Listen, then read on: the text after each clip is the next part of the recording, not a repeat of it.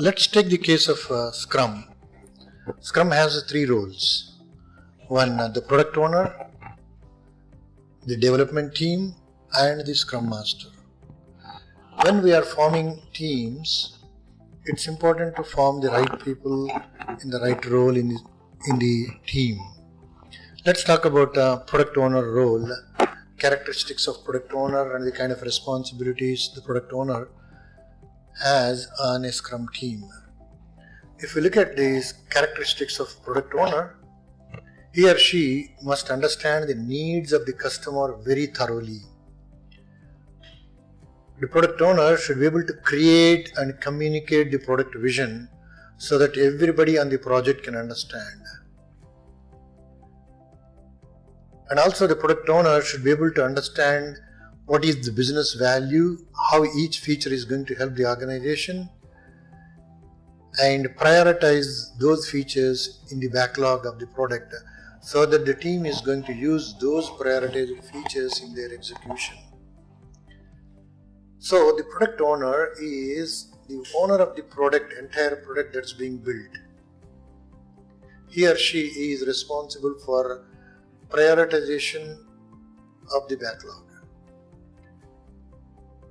If you look at some responsibilities of the product owner, he or she should define the product features, maximize those product features so that return on investment is maximized. More number of features, the better it is. And however, features are prioritized based on the value. The business value, market value. Decide the release date and the content of the release is the responsibility of the product owner.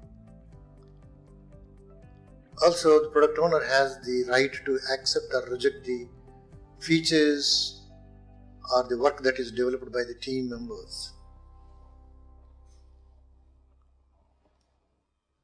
Again, looking at some additional characteristics and responsibilities, product owner has the authority over the product decisions.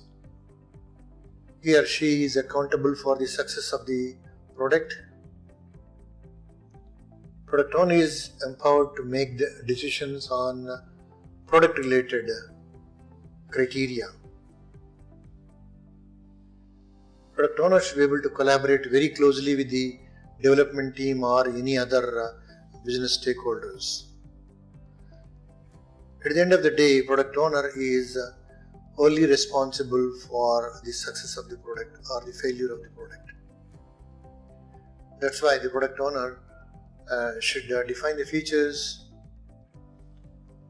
and prioritize them in the order that the business needs for its success.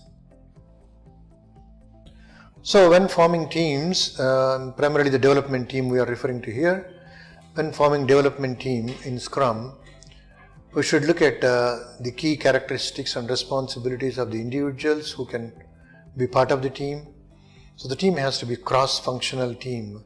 Cross-functional team means together all the team members should have all the skills needed so that they can deliver a feature from beginning to end. It means product development team should have features like analysis skills, design skills, coding skills, technical skills, architectural capabilities, and any other skills including writing the technical documentation, help, and other manuals that the system might need.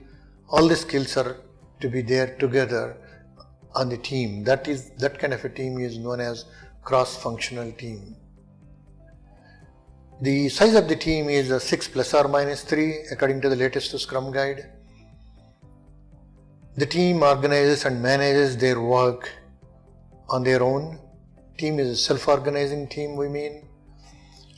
A team is a stable team means we will not be dismantling the team frequently. A team has to be stable and long living team. Team members on the team have to be full-time team members. Full-time team members will mean even if they are contractors and external consultants, but they need to be dedicated to the team instead of working on multiple teams simultaneously. Team members should be developing their skills. To start with, they have to be T-shaped like what we just discussed earlier, and they should be generalizing specialists. On the development team, there is no specific role or title as such except the developer. Developer is the generic title or generic role name to represent either a business analyst or a programmer or a test engineer or an architect, whoever is representing on the team. Some additional responsibilities of the team. A team has to deliver all that they committed for the sprint. They decide how much work they can do. They estimate the effort that they are going to deliver. They are responsible for the delivery. So the team makes commitment at the end of the sprint planning, and they execute the sprint, and at the end of the sprint they should be able to deliver. They constantly work with the product owner to review the work results so that these work results will be satisfactory to the product owner. Team is responsible to improve their own effectiveness in delivering the value constantly. The other role in Scrum is the Scrum Master.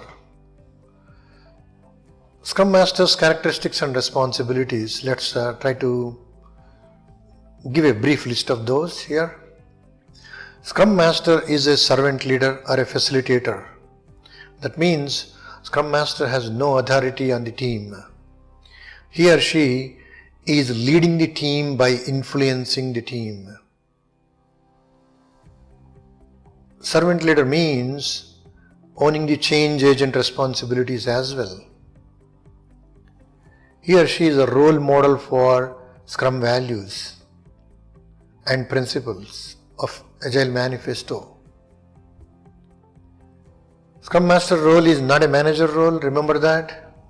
Scrum Master is not a coordinator or administrator of the team.